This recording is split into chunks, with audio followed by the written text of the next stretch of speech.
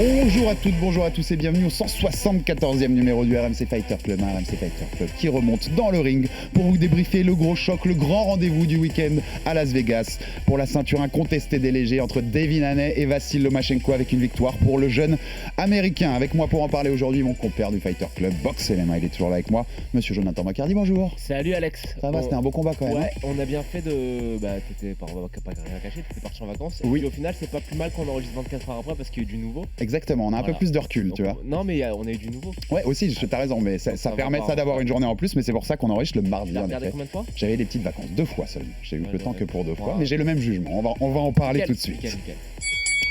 Le poster du combat annonçait une partie d'échecs dans le ring et la promesse a été tenue. Devin Haney et Vassili Lomachenko ont fait un spectacle technico-tactique de haute volée ce samedi soir à la MGM Grand Arena de Las Vegas. Le très attendu choc pour la couronne incontestée des légers a tourné en faveur du champion. Haney, vainqueur sur décision unanime et qui reste invaincu avec une 30e victoire chez les pros. Mais le résultat a beaucoup fait parler. Haney méritait-il sa victoire ? Lomachenko peut-il se sentir floué ? Le RMC Fighter Club débriefe le combat de feu entre l'Américain et l'Ukrainien. Allez, Blood, sweat, tears, du sang parfois, de la sueur sûrement, des larmes peut-être ou la gloire de conserver ou obtenir les 4 ceintures de champion du monde. Oh, avec le bras avant, ici légèrement crocheté.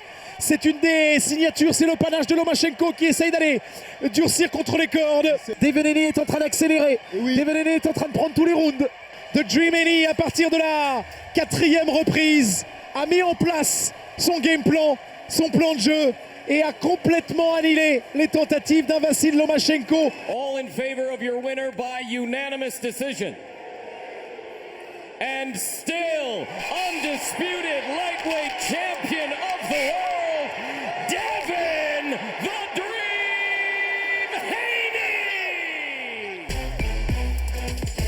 Merci à Max Abolin qui nous a préparé cette petite prod sur les commentaires de RMC Sport samedi soir. John David, Thomas Desson aux commentaires. Et cette victoire unanime, décision unanime, 116-112 pour un juge, 115-113 pour les deux autres, pour Devin Haney, le champion.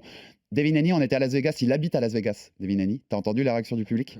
C'est quand même c'est dur pour lui parce qu'il est à la maison, il gagne le plus gros combat de sa carrière pour l'instant et puis il y a les huées qui tombent du public. Le public était acquis à la cause de Lomachenko. Exactement. Dès les premiers rounds, t'as entendu Loma. Il n'est pas vraiment à domicile, notre ami Haney, mais on en avait parlé dans le preview, souviens-toi. Il manque aussi ce côté populaire chez Devin Haney. Hein. Mais à contrariori, j'ai été agréablement surpris du fait de voir que Lomachenko avait autant de fanbase aux États-Unis. Moi, je trouve qu'il fait bien son taf sur les réseaux sociaux, il est marrant et tout, il poste pas mal de choses. J'ai été étonné aussi. Je pense qu'il y a le contexte géopolitique qui fait que les gens soutenaient l'Ukrainien.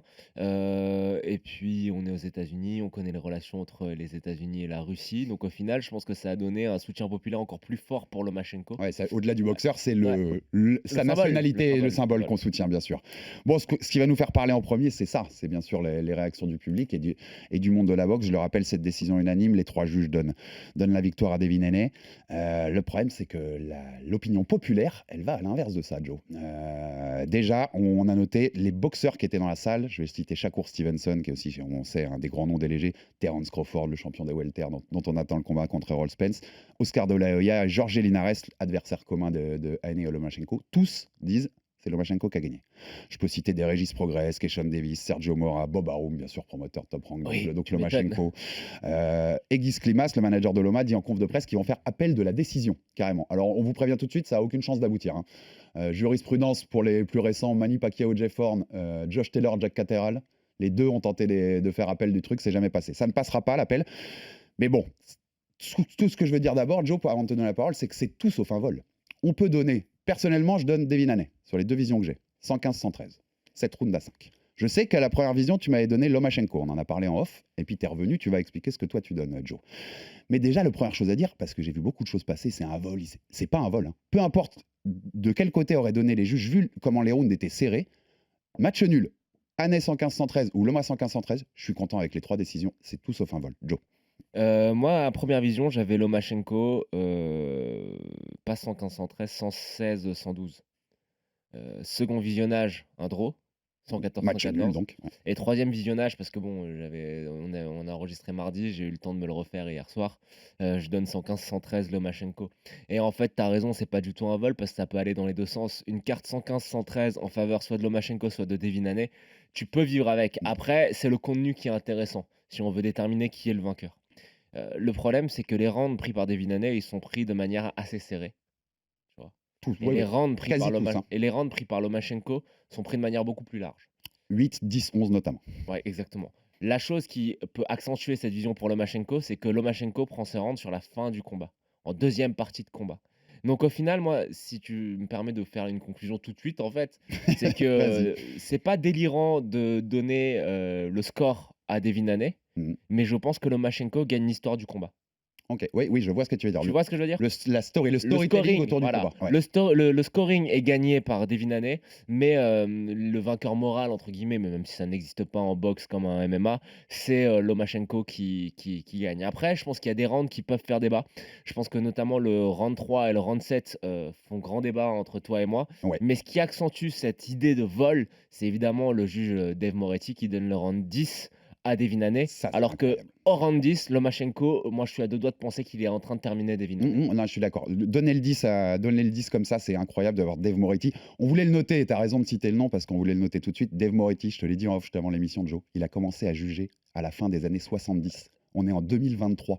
Il y a un moment, il faut peut-être quand même prendre la retraite et mettre des, Il a quel des âge, juges ce un peu monsieur? modernes. J'ai pas vérifié l'âge, je dois Parce que t'avouer. bon, ça peut être de l'expérience aussi, tu vois. Bien sûr, mais tu vois ce que je Mais- veux dire, il y a un moment, tu fatigues. Tu sais que c'est le juge qui a donné 10-10 Ouais, ouais. dans Garcia Davis au deuxième round, Oui, quand oui, il y a un knockdown. Oui, oui. Et il donne 10-10, même si Garcia avait dominé l'autre partie Et- du round. Mais écoute, c'est peut-être, il y a peut-être quand même des gens en respect, il a de l'expérience, comme tu dis, mais là, c'est des dingueries, quoi. Enfin, le C'est 10, une dinguerie, le c'est une 10, dinguerie. le 10, c'est une dinguerie. c'est une dinguerie, mais après, honnêtement, c'est lui qui donne cette impression de vol au final, hein. C'est lui qui crée autant de controverses. Parce que si tu prends la carte des deux autres juges à 115-113, bon, moi je pense que j'ai un autre avis, mais j'entends totalement cet avis qui me semble être totalement raisonnable. Ouais, tu les trouves pas délirantes, Non, les deux autres non, cartes. non, bah tu te dis, si les trois cartes c'est 115-113, tu sais ce que on fait le podcast en disant Lomachenko a déconné d'arrêter d'appuyer sur le champignon, enfin sur le champignon au 12e round. Oui, oui, C'est l'analyse qu'on en a. tout à fait. Parce Mais que- là, ça fausse un petit peu tout.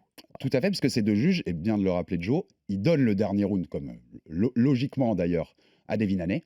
Mais donc, si Lomachenko avait fait assez pour gagner ce 12e round, c'était un match nul pour ces deux Ouais. juges. Donc, ça aurait été un nul, le résultat final. L'histoire de ce combat, elle ressemble. C'est pas exactement pareil, on va rentrer dans le détail, Joe, techniquement. Ça ressemble un peu quand même à Lopez-Lomachenko. Avec un Loma qui gagne la fin de combat, tu vois, et qui donne cette impression de fin de combat. Alors, il se réveille plus tôt, là. Il est beaucoup plus réveillé Oui, oui. contrairement à Lopez. Mais tu vois, cette histoire, je trouve qu'elle y ressemble. Bah, il était face à un meilleur boxeur. Et puis, moi, je trouve, oui, effectivement, tu l'as dit, il se réveille un petit peu plus tôt.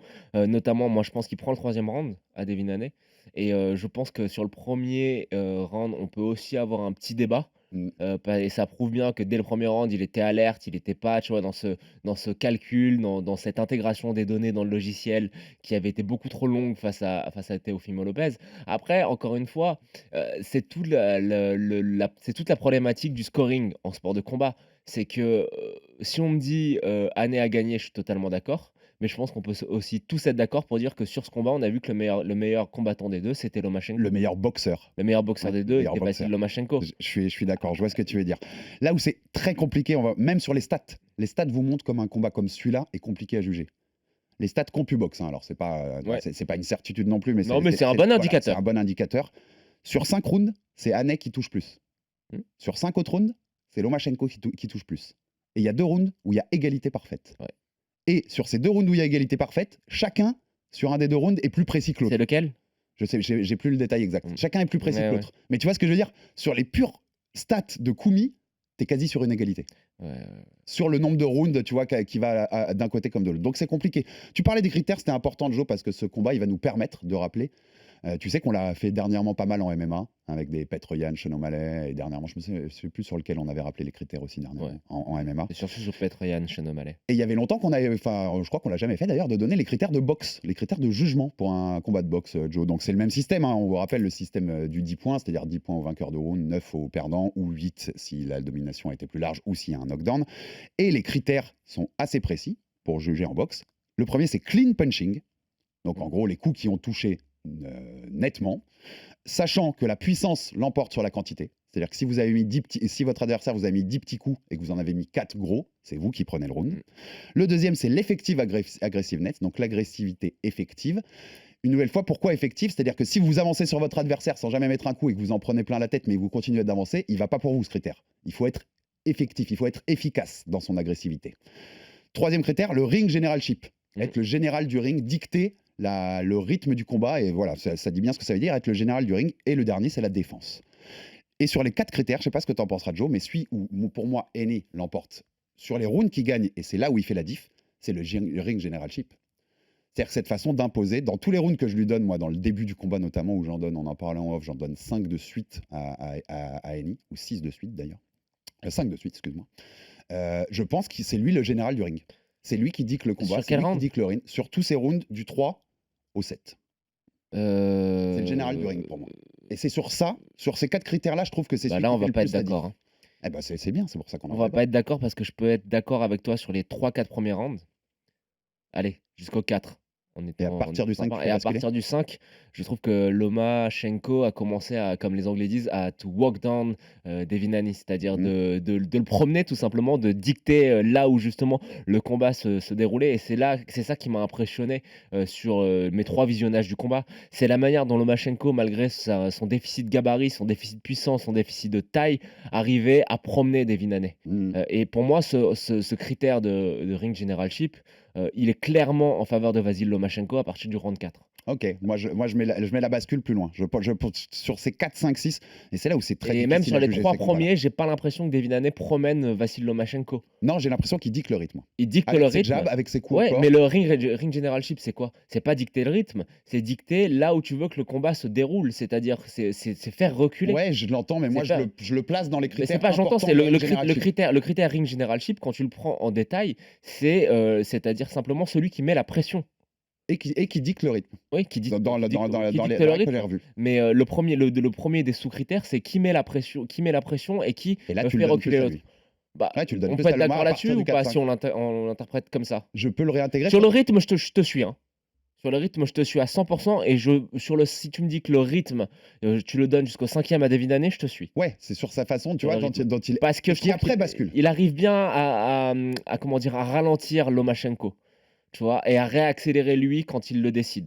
Ça, ok. À contrer quand l'autre À contrer. accélère. Tu vois ce que je veux Mais dire? À si faire tu- ce qu'il doit faire. Voilà. Mais si tu prends ce critère sous l'angle, la pression et là où se passe le combat, pour moi, c'est Lomachenko à partir du 4. J'adore parce qu'en fait, c'est fascinant de juger des Oui, combats comme ça. mais C'est génial, tu vois. Au final, C'est pas des one-side et des affaires à une Ouais, seule voilà. voix où on s'amuse pas. Là, on après, s'amuse un peu. Poulet, quoi. on n'est pas d'accord. Ah bon. Mais c'est pas. En fait, c'est pas moi quand ce que tu me dis, je l'entends à 10 000% Ouais, bien aussi, sûr, quoi. bien sûr. Parce qu'au final, il y a les rounds qui sont pris par Lomachenko qui sont très clairs. Il y a des rounds qu'Haney prend aussi clairement, notamment en début de combat. Et il y a eu beaucoup de ce que les Américains appellent des swing rounds, c'est-à-dire des rounds qui peuvent aller dans un sens comme dans l'autre.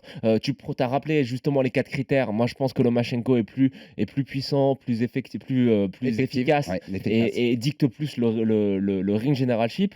Mais ça reste serré. En fait, ça je reste trouve serré. que sur les 4 critères, je trouve qu'il y a beaucoup de rounds où les critères clean punching, effective aggressiveness et défense, ils sont très durs à départager. Ouais. C'est Et très, bizarrement, le critère de la défense, je le donne plus à Devin Haney. très- ouais, aussi. Mais le critère ring generalship, c'est ça. Tu vois, je pense qu'après, C'est on va celui rentrer qui dans... pour toi bascule. Ouais, on va parler de l'analyse du combat, mais c'est là où Lomachenko m'a bluffé. C'est encore une fois, je le rappelle, avec ce déficit de taille, de gabarit, de puissance, la manière dont il est arrivé à promener Devin Haney à partir du 4e, 5e round, je trouve ça relativement prodigieux et je trouve qu'il s'est comporté comme encore une fois, on va faire un anglicisme. Les Anglais diraient, il s'est comporté comme le bigger man, comme le mec qui avait l'avantage de le plus gabarit, gros dans le ring. qui avait l'avantage de puissance, comme le mec qui avait le plus de swag sur le ring et qui était le plus capable d'imposer sa volonté. Ça, j'ai trouvé ça très fort. T'as rajouté swag, mais dans nos sports, on est obligé de faire des anglicismes, Joe, tu le sais. Ouais, malheureusement. C'est des sports à langue anglaise, va-t-on dire. Bon, on rentre dans le combat plus techniquement avant de passer à la suite et à ce que feront nos deux amis Haney et Lomachenko. Moi, j'avais noté dans mon conducteur, Joe, Haney, de toute façon, il n'a pas surclassé Loma. Il y a pas, on n'est pas là à raconter. Mais Lomachenko n'a pas surclassé Haney non plus. Exactement. Mais je trouve qu'Haney a su gagner les rounds. Ce qu'on avait dit d'ailleurs dans la preview, tu te rappelles qu'une de ses grandes forces, c'est de savoir gagner les rounds. Avec son jab, il s'est bien servi de son allonge, il a bien jabé. Son jab, il s'en est bien servi?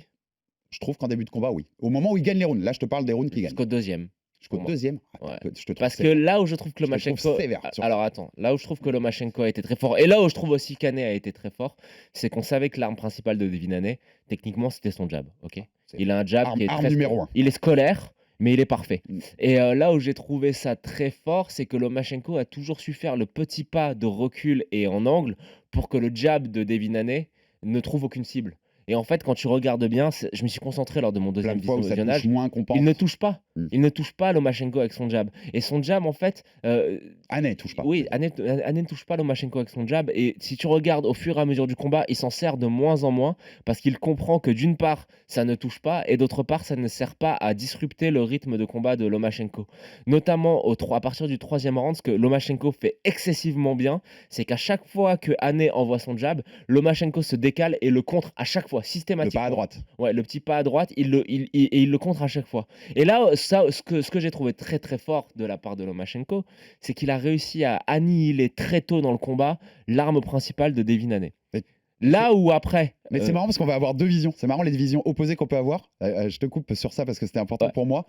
Les contres et la façon de savoir gérer, au moment notamment de ces petits pas à droite de Loma. Moi, ce que J'allais j'ai y le plus venir. noté, c'est l'inverse. j'allais y venir. C'est la faculté d'Haney à contrer ça. Et en fait, je pense qu'aujourd'hui, la façon de boxer de Loma, elle est très connue par tout le Mais monde. j'allais y venir. Et ils savent, Ouais. ils savent tous quoi faire. Et Quand tu es du niveau d'Haney, tu sais quoi faire. Et ce qui m'a impressionné du coup, c'est les ajustements que Devin Haney a su faire. Mais pour moi, il les fait à partir un peu trop tard. Tu vois, ça commence à partir du 5, 6e, même 7e. Tu vois, 6e vraiment, si on est généreux. Il commence à le contrer avec un gros coup over the top, là, au-dessus de la tête, Mm. les overhand. Et je trouve ça très intelligent de sa part. Après, si on reste sur ce critère du jab, moi j'ai été impressionné par le jab de Lomachenko et je pense que Devin Haney a eu du mal à le gérer. Alors, le jab était peut-être pas excessivement précis de Lomachenko, c'est-à-dire qu'il ne touchait pas autant que ce à quoi Lomachenko nous habituait, mais le fait que le jab de Lomachenko parte de si bas, bah ouais, il y a le différentiel de Mm. taille, de si bas avec cet angle si particulier, je trouve qu'Haney a eu beaucoup de mal à le gérer et que ça l'a dérangé, pas parce qu'il se faisait toucher plus que ça par le jab de Lomachenko, mais par le fait qu'après il ne savait pas quelle réponse donner, Mm. parce que Lomachenko enchaînait tout de suite très très bien.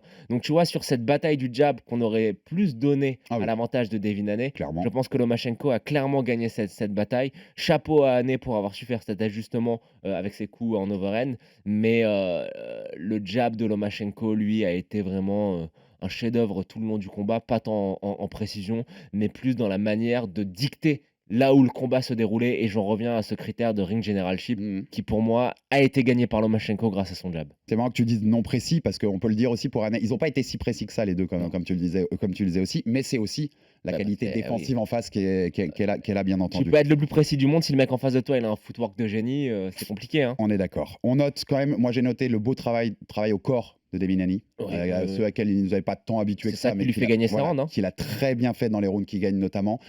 La faculté qu'il a eu de défendre l'inverse. Parce qu'on peut trouver que Lomachenko, par rapport à d'habitude, a peu travaillé au corps.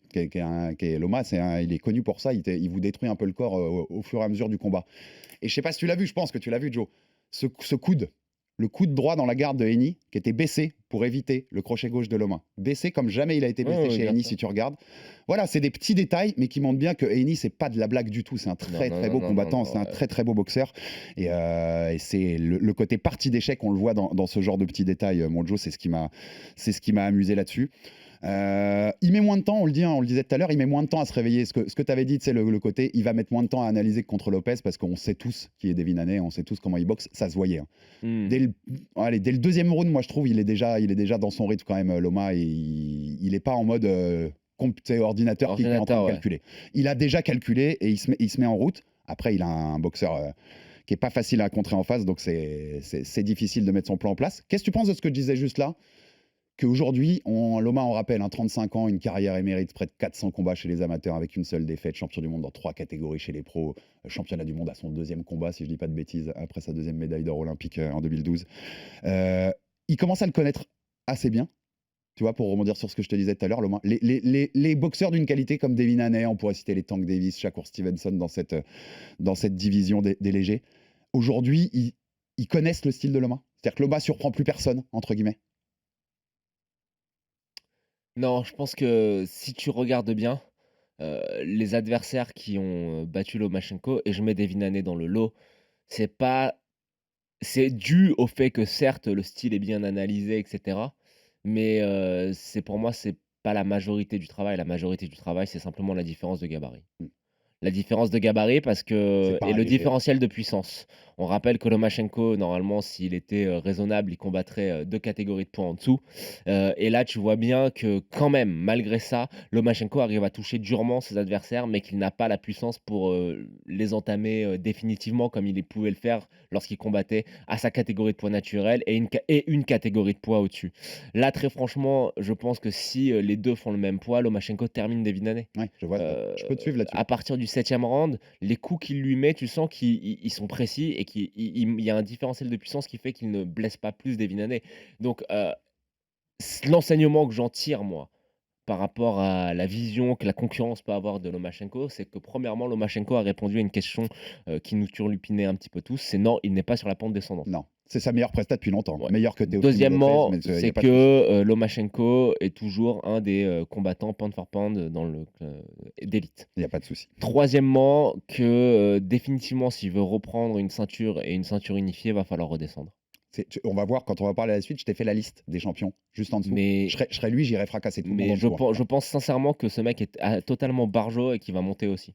Juste pour se faire plaisir avec les grands noms. Juste pour aller chercher Teofimo, Ouais, juste pour aller de la chercher gloire David et- Haney. Je pense qu'il est capable de monter à 140. Et là, je m'inquiéterais un petit peu parce qu'au bout d'un moment, il y a des limites physiologiques Ouais. qui, tu vois, c'est comme moi si Willy Sirop, il me disait, tu vas combattre un poids lourd, quoi. Oui, non, Bah mais- non, en fait, tu vois. enfin, Non, mais il y a un moment, je suis d'accord. Quoique, Boulogne, si tu nous écoutes. Il y a, il y a une- il y a une- il y a Non, une mais c'est limite même à ça. pas, c'est pas le même sport en fait. Dans les sports de percussion, tu as besoin de ton gabarit pour de la puissance, pour faire des dommages. Et là, moi, je pense que sincèrement, Haney bat Lomachenko parce qu'il a su gérer son avantage de taille et son avantage de puissance. Le style de Lomachenko reste toujours très, Très très, très compliqué. efficace. Ouais, quand je dis que les gens le connaissent, c'est pas pour ça qu'il est pas difficile à contrer, tu Parce vois. que Mais sur 2-3 séquences, notamment, tu sais ce qui m'a fait penser, moi, sur la première vision, les 2-3 fois où il se décale, fait ses petits pas à droite, et souvent, le Loma de l'ancien temps, il enclenchait à ce moment-là. Ça enclenchait des combinaisons 3-4 coups. Là, non seulement Haney défend bien ce petit pas, en envoyant ses coups, notamment les coups au corps, et tu as l'impression qu'en fait, Loma devient plus efficace quand, au lieu de faire ce petit pas, il y va en Ok, axial. Il va en mais- direct, et il fait une combinaison à 3-4, ce qu'il faisait beaucoup moins J'y ai avant. pensé, j'y ai Et qu'en pensé. fait, il surprend un peu Haney parce que c'est plus le Loma qui enchaîne en décalant, mais qui va aller tout droit tout de suite. Tu vois ce que je veux dire? Il doit adapter lui aussi son jeu pour pas être trop prévisible. Mais regarde, Même quand si c'est Chocolatito faisait la même chose que David Haney. Mm. Et puis Lomachenko arrivait quand même à le toucher parce que à réajuster pour le toucher durement parce que la distance Je à parle de couvrir Rigondeaux. de Rigondeaux, excuse-moi, ouais. Parce que la distance à couvrir était beaucoup moins importante. Tu vois ce que je Ouais, veux ouais, dire? bien sûr. Donc, je pense Là-dedans, que le gabarit joue. Ouais. c'est le gabarit et la distance, la gestion de la distance, aussi géniale que Lomachenko puisse être dans ses déplacements. Au bout d'un moment, il y a une limite physique qui est les centimètres à couvrir. Donc, non, moi, encore une fois, chapeau à David Haney. Mm. Mais si tu me parles purement de technique et de prévisibilité de style, je te dirais juste une chose pour te contredire, c'est que l'arme principale de David Haney, c'est son jab et que Lomachenko l'a annihilé. Ouais, t'as raison. C'est aussi très prévisible. L'a oui. annihilé et je pense que, tu vois, David Haney, dans tous les game plans qu'il faisait, il y a aucun game plan où il se disait qu'il n'arriverait pas à se servir de son jab. Et j'en veux pour preuve le fait que les ajustements qui sont géniaux, hein, qu'il fait, l'ajustement géniaux, excuse-moi, qu'il fait avec en se servant de ses coups un petit peu over the top, ça arrive quand même pas très rapidement. C'est pas un truc qui est implémenté dès le début Ouais, du c'est combat. pas tac, j'y vais Et c'est tout. ça qui est génial, c'est qu'il l'implémente, tu vois, avec son intelligence de combat et sa capacité à lire ce qui est en train de se passer devant lui. Donc voilà, on pourrait continuer des heures, mais en fait, Sur ce combat-là, on pourrait. je le fais maintenant. On va continuer de discuter, mais je le fais maintenant parce que j'ai peur qu'on oublie de le dire, même si je nous fais confiance. C'était juste un putain de combat génial, quoi. Grave, Voilà. exactement. Et Et je l'ai vu 3 fois et j'ai kiffé si les vous 3 l'avez fois. pas vu et que vous aimez la boxe, remettez-vous le replay sur RMC Sport, il n'y a pas de souci, vous passerez un très très bon moment. Comme prévu, hein, par rapport à ce que tu avais dit dans la preview, quand même, quand on était au corps à corps, quand ça commence à arriver dans la poche, Ah, les échanges, c'était Loma. Hein. bah oui. C'était Loma qui avait le Les dessus, échanges comme au prévu, clinch, hein. c'est Loma parce que au clinch, tout simplement, il y a 2 facteurs physiques et physiologiques qui sont annihilés. Le premier, c'est qu'il n'y a plus la distance et la longe à couvrir. Et le deuxième, c'est qu'un coup dans la poche, le différentiel de puissance, il est un petit peu plus restreint. Ouais, exactement. Donc voilà, il était très très fort au clinch, mais bon, ça c'est pas. Quand j'ai dit ça, j'ai ouvert les grands Oui, robinets ça- d'eau tiède. Hein. Ah oui, je suis d'accord. Et voilà, j'aime bien, ça le note. Quelque chose d'autre techniquement à noter avant qu'on passe à la suite pour les deux, à ce qui nous intéresse. Pour moi, c'est l'annihilation. On va récapituler. J'aime bien. On fait les 3 récap points. tes 3 points, ça y est, il a trouvé un Le nouveau premier gimmick. point, Il a lié After et Fighter Club, c'est bon. l'annihilation de l'efficacité du jab de David Haney par Vassil Lomachenko. Deuxième point, l'ajustement en cours de combat de Devin Haney pour justement contrer le fait que son jab soit ineffectif en se servant de ses coups over the top. Et le troisième point, c'est l'agressivité et la capacité qu'a Lomachenko à n'importe quelle catégorie de poids de faire mal à ses adversaires quand il arrive à casser la distance. Et le dernier point, Dave Moretti, il est sans doute temps d'aller regarder les combats à la maison. On fait 4 points. Bon, on en fait un cinquième. Et le cinquième, Lomachenko est loin d'être terminé. Il est toujours parmi les grands. Exactement. Et tu fais bien de le noter. Très belle prestation jeudi. Ça fait longtemps que j'avais pas vu un Loma comme ça. C'est le meilleur combat qu'on ait vu depuis le début d'année. Depuis le début de l'année? Ouais. Ah oui. Ouais, voilà. Oui. Et puis, on le rappellera une nouvelle fois pour ceux qui s'enflamment sur les réseaux, tout sauf un vol. Vous voulez avoir un vol? Allez voir Michel Soro contre Kourbanov. Vous allez voir c'est quoi un vol. Pas un vol. Non, ça, Soro, c'était un vrai vol. C'est un exemple qu'on donne, mais on pourrait en donner plein d'autres dans la boxe, bien sûr. La suite, tu l'as dit, Loma, il a sans doute quand même perdu sa dernière chance d'être champion incontesté chez les légers, en tout cas, avec cette défaite contre Devin Haney. Ça peut dépendre. C'est là où c'est marrant, c'est que si Haney monte et que les ceintures explosent, pourrait y avoir des scénarios non, où il pas un revient autre vite. scénar, mais vas-y. Il a 35 ans, on le rappelle. Il n'y avait pas de clause de revanche, ce qu'on avait dit dans la preview dans ce match-là. Bill Haney, papa et entraîneur de Devin Haney, a tout de suite dit on n'est pas intéressé par la revanche. Bah, il a raison. Et il a bien raison. Haney a fait le poids sans trop de difficultés quand on regarde. Il n'a pas galéré de fou. Il est à 135 pounds, donc chez la catégorie des légers depuis qu'il a 16 ans. Mais tu vois, il y avait toutes ces rumeurs qui montraient tout de suite en super léger dès après ce combat. Je suis pas sûr, moi. Vu les combats qu'il peut y avoir, je suis pas sûr. C'est simple, hein. Moi, si je suis lui, je fais pareil. Hein. T'es champion unifié, t'as battu Vassil Lomachenko qui est le plus grand. Et tu sais que le reste des combats, si tu veux, continuer à faire des combats médiatiques dans la catégorie, c'est des combats qui sont extrêmement dangereux pour toi. Ça, c'est clair. Bah, du coup, qu'est-ce que tu fais? Tu regardes qui y a au-dessus. Au-dessus, il y a des noms. Il y a Teofimo Lopez, il y a Ryan Garcia, Josh Taylor, mais c'est que des combats qui sont abordables. Ouais. Voilà. Il y a notamment ce Haney, donc il y a Josh Taylor contre Teofimo Lopez, ce sera pour la ceinture WBO du super léger le 10 juin à New York au Madison Square Garden. Si jamais Teofimo Lopez l'emporte, il y a possibilité de refaire ce Haney Lopez qu'on voulait pour toutes les ceintures des légers il y a 2-3 ans. Et Devin Haney sera favori. Et Devin Haney sera favori. Donc c'est beaucoup plus abordable. En fait, c'est beaucoup plus facile pour lui d'aller chercher à monter et unifier une seconde catégorie que de rester à défendre son unique butin à l'heure actuelle. Donc si je suis lui, je fais exactement pareil. Tu montes. Mais je monte tout direct. de suite. Mais oui, c'est une carrière, il y a de l'argent à prendre, il y a du prestige à aller chercher. Et là, le calcul prestige-argent, il est beaucoup plus en avantage, à l'avantage. Enfin, il prend le pas sur le ratio risque. Tu vois, et le risque là, le reste, les 2 combats qui lui restent, c'est des bourbiers. Et j'avais, par rapport à ce que tu dis, pour aller chercher une deuxième unification, je l'avais noté. J'avais noté tous les noms sur le conducteur. Joe, s'il monte, Devin Haney. Donc tu cherches, tu peux prendre le vainqueur de Josh Taylor, Teofimo Lopez, qui sera pour la ceinture WBO. Les 3 autres champions, Régis Progress, Subriel Mathias, Orlando Romero. Il peut battre les 3. Hein. Bien sûr. C'est pour ça que il peut être champion unité des super légers. C'est pour ça qu'il devrait monter. Alors après, s'il reste, bon, il va prendre un des deux, il peut pas prendre les deux en même temps. Il prend soit Shakur Stevenson, soit Gervonta Davis. C'est les 2 noms qu'on veut tous et qui ont évoqués. Shakur était sur le ring. Donc ils se sont échangés des mots. Ils ont dit en conf qu'il lui avait dit je t'inquiète, t'es le numéro 1, mais j'arrive pour te prendre. Il y a une relation avec Top Rank. C'était son dernier combat d'un contrat de 3 combats Devin Haney avec Top Rank et Bob Arum. Il y a des bonnes relations avec eux. Il y avait les 2 combats contre Kambosos plus le Lomachenko. Shakur Stevenson est chez Top Rank. Je pense qu'ils peuvent s'arranger entre ces deux parties pour monter le combat. Tank. Gervonta Davis, on sait qu'ils s'étaient échangés au moment du combat contre Garcia. Haney et lui, c'est sur les réseaux sociaux, se sont échangés des petits mots et dit on se donne rendez-vous et on a envie de faire ça. Pour la gloire, t'as envie de les voir, les 2 combats quand même. T'as raison, s'il est intelligent, il monte tout de suite. Pour ça, en gestionnaire de carrière, pour la gloire et l'héritage, il nous faut ces 2-là, non? Oui, bien sûr. Peu importe l'ordre, presque. Peu importe l'ordre, en fait. Bien sûr. Moi, j'ai plus l'impression que si Devin Haney reste, il prendra Gervonta Davis. Parce qu'il y a plus d'argent en jeu, tout simplement. Ouais, ça c'est clair. Parce que Shakur Stevenson, pour moi, est le plus talentueux des 3, mais la personne qui va faire vendre des pay-per-views, c'est Gervonta. Donc je pense que le prochain combat, ça sera Haney-Gervonta. Et pour Lomachenko, prends Shakur Stevenson. T'as la possibilité de Shakur, il est chez Top Rank, le combat se fait en claquant des doigts si tu veux. Tu peux rester donc chez les légers comme ça, en espérant peut-être que Devin Haney monte, que les ceintures éclatent et que tu puisses en retrouver une ceinture. Ou alors tu redescends. Tu redescends en super plume. Je vois plus Lomachenko battre Shakur que Gervonta. Ouais. Parce que le différentiel de puissance, parce que, en fait, attention, hein, ça sera un combat qui sera extrêmement compliqué. Hein, ça sera un exploit si Lomachenko bat le prodige, Shakur Stevenson. Mais en termes de style, Gervonta est toujours capable d'éteindre n'importe qui. C'est ça le risque. Et le Annie Davis, s'il se fait. Tu vois qui? Parce que c'est marrant, on les a vus à un mois d'intervalle, on a vu 2 gros combats pour les deux. Donc on a des mémoires très fraîches sur leur dernière prestation à Annie comme à Tank Davis. Tu donnes qui? Moi, Je pense que Gervonta est un je pense qu'il Devin l'éteint. Haney. Ouais, je pense qu'il l'éteint. Parce que je pense que Mais- Gervonta est un bien Et meilleur peut-être boxeur. Sale. Ouais, Peut-être seulement. Gervonta est un bien meilleur boxeur que celui qu'il était il y a encore quelques années. C'est un bien meilleur boxeur que ce qu'on peut penser, parce qu'il y a tout son comportement, son look, etc. Et le fait qu'il mette des KO spectaculaires à chaque fois, les gens ont tendance à se dire ouais, c'est juste un puncher. Non, non, il fait des choses qui sont très fines et très sophistiquées dans le ring. Et je pense sincèrement que face à Devin Haney, il le met KO. Ouais, je suis d'accord. Il le met KO, et je pense que à l'instant T, si le combat se fait dans les 6 mois, Lomachenko bat Shakur Stevenson. Tu me dis dans un an, je suis pas sûr, Ouais. mais dans Là, 6 mois, je à pense ce, qu'il à le ce bat. moment-là, en tout cas les deux on signe des deux mains. Si vous pouvez nous faire ça, c'est avec grand plaisir. Mais en effet, moi je pense aussi, je vois Davis éteindre Annie.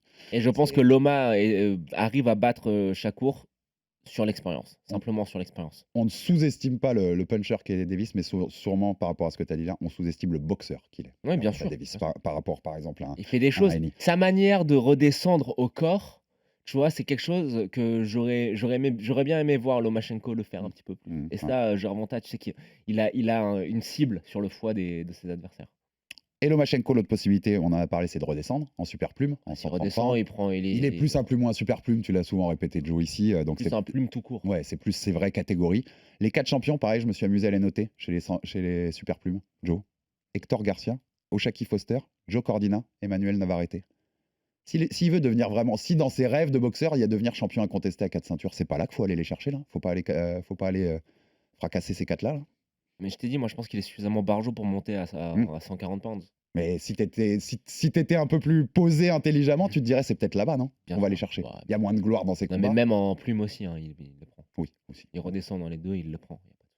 Et puis après, une fois que Naoya aura tout pris. Bah, en fait, j'allais venir, mais ça serait l'idéal. Ça serait que Naoya unifie les catégories et puis qu'il monte en plume aussi. Il remonte Mais, et ils font un dernier combat de malade en plume. Moi, honnêtement, je pense que Lomachenko va au minimum rester en poids léger. C'est que c'était mon rêve il y a quelques années. Que les deux finissent par se rencontrer. Alors, j'aurais du mal à pas dire que Lomachenko aurait un avantage énorme avec son gabarit, mais Lomachenko Inoue, Mais on a vu contre Rigondeaux ce que ça donnait. Hein. je réserve le billet d'avion, mon gars. On a vu ce que ça donnait contre Rigondeaux. Ouais, je suis d'accord. Ça peut donner la même chose, c'est évident. Après, Inoue, il tape comme un sourd, quoi. Ça tape fort. Voilà. Fort. Mais on va y revenir bientôt. Je pense avec que Inoue peut mettre KO des mecs jusqu'en lightweight. Ouais, je pense aussi. Vu la puissance de frappe, de toute façon, on va en reparler, puisqu'en juillet, il y aura ce Inoue Fulton. Non, mais je pense qu'on va pas faire 10 minutes d'épisode. Non, ça, c'est pas la peine, ça sert à rien. Donc on est d'accord, on s'est dit globalement... Je pense que si on fait pas d'épisode, tu démissionnes. C'est ça, directement, le même jour. Donc si on résume globalement, si Annie y reste, on se dit qu'on fait Annie Davis et Shakur Loma, et on est content. Bien sûr, bien sûr. Et puis le vainqueur s'affronte. On est content pour tout ça. Voilà. Mais je pense que il y en a il y a un truc qui va faire foirer ce plan, c'est que soit Gervonta non, mais je pense que Annie risque de monter parce qu'il se dit en haut c'est plus simple et il y a des combats très vendeurs, quoi. Et ça peut dépendre de juin. Si le Taylor Lopez, si ce que voit Annie lui fait dire tiens, là n'importe lequel des deux là je le fracasse, ça peut l'inciter à monter plus vite, tu vois. Même Ryan Garcia gagne 2 combats contre les deux videurs de supermarché. Il voit les dollars arriver et il monte. En tout cas, il est à 24 ans, 30-0. Hein, c'est quand même beau, Devin Haney. Il a pas boxeur. Il n'a pas gagné cette semaine. Il a pas, déjà qu'on avait dit qu'il n'était pas le plus populaire de ces nouvelles stars de la boxe, il n'a pas beaucoup gagné en popularité. Hein, non, même le contraire. Voilà, pousser Lomachenko pendant la pesée, le face-off, les déclats où Lomachenko le respecte vachement et lui dit en gros, j'ai aucun respect pour le mec en face. Avec le contexte qu'il y a autour de Loma, qui, comme tu le disais au début de l'émission, est un symbole aussi par rapport au conflit d'Ukraine, même si c'est marrant, je sais qu'on ne l'avait pas noté dans le prévu. Tu sais que Loma, il est vu comme un traître en Ukraine. Ouais. On en reparle, on ne rentrera pas dans le détail, mais amusez-vous à aller regarder sur Internet si vous voulez voir ça. Mais c'est très spécial la façon dont les Ukrainiens voient Lomachenko aujourd'hui. Mais tu vois, avec tout ce qu'il a dit et fait contre Loma, qui a ce côté symbole aujourd'hui et qui est aimé par tout le monde, Lomachenko, c'est un mec que beaucoup de gens aiment dans la boxe. Eh ben, il a vraiment pas gagné en popularité. C'est le boxeur que t'aimais pour dire que t'es spécialiste. Et tu crois que ça joue? Tu crois, moi, quand j'ai vu toutes les réactions de c'est un vol, Loma a bien sûr que ça joue. Moi, je pense que ça joue. Bien sûr en fait, c'est la prime à on adore Loma, il est génial. Tu vois? Non, Loma, c'est comme les gens qui disent. Je cherche un bon exemple. Attends. C'est que ça serait comme les gens qui disent. Je te dis au pif, ok? Parce que moi, j'aime vraiment. Bon, c'est pas bien parce que moi, j'aime vraiment. Mais c'est comme les gens qui ont jamais vu Stalker et qui te disent Tarkovsky est le plus grand réalisateur de l'histoire du cinéma. Tu vois? Et il pourrait prendre une bouse et les gens te diraient non, mais c'est Tarkovsky. Ouais. T'as capté? C'est-à-dire que Lomachenko, c'est un peu ta caution geek, un peu ta caution spécialiste. Et du coup, oui, je pense que ça a un très fort effet. Après, si tu regardes ce combat en étant dénué d'attachement émotionnel, moi je t'ai dit, hein, c'est soit Lomachenko d'un round, soit 114-114. Et il est dur de se détacher émotionnellement parce que on l'avait dit dans le preview. Mais moi, je l'aime bien, Devin Haney. Oui, moi aussi, mais t'avais envie de voir Loma à 35 ans. Devin Haney, il est cool. T'avais envie de voir le truc. T'as vu le style qu'il avait sur le ring là? Il avait avec ses baskets là, avec ses chaussures Nike Off-White. Ouais, même sa petite coupe et tout, il prend un peu non, de mais style Devin Haney. son short en jean, genre aspect jean et tout, c'était le parfait. C'est pour ça que je comprends pas qu'il soit pas plus populaire. C'est la parfaite incarnation de la culture des jeunes américains d'entre 20 et 25 ans. Mais le problème, c'est qu'il joue sur le même terrain que Gervonta et Gervonta est beaucoup plus cool. Ouais, et puis aujourd'hui, quand t'existes moins sur les réseaux, quand t'es pas. Il a moins de charisme que Gervonta. Voilà, il a pas ce truc-là. C'est le même genre, c'est un peu un sous-Gervonta. Désolé encore le hit factor, tu vois. Le facteur X en plus, le petit truc en plus. Gervonta, il a pas à se forcer pour avoir l'air cool. Tu vois ce que je veux dire? Je sais pas si c'est son air un petit peu endormi. Oui, alors Hennet, tu sens que ça force un peu. Un petit peu, ouais. C'est vrai qu'il y a un petit côté forceur. Bon, on a tout dit, Joe. Merci pour ta présence, pour ce débrief de ce superbe combat. Et on vous le répète, si vous l'avez pas vu, allez regarder ça en replay sur RMC Sport. Quand on aime la boxe, on ne peut que kiffer ces 12 rounds entre Devin Haney et Vassili Lomachenko. Merci Joe une nouvelle fois. On se retrouve très vite pour un nouvel épisode. Abonnez-vous sur toutes les plateformes pour rater aucun épisode. Envoyez-vous de la force, des pouces bleus, des commentaires. Très beau pull. Les gens ont adoré l'épisode avec Clément Marcoux et on en est très content, Joe. C'est normal. C'était un bel épisode pour nous. Merci à tous et à très vite pour un nouvel épisode du RMC Fighter Club. RMC Fighters Club.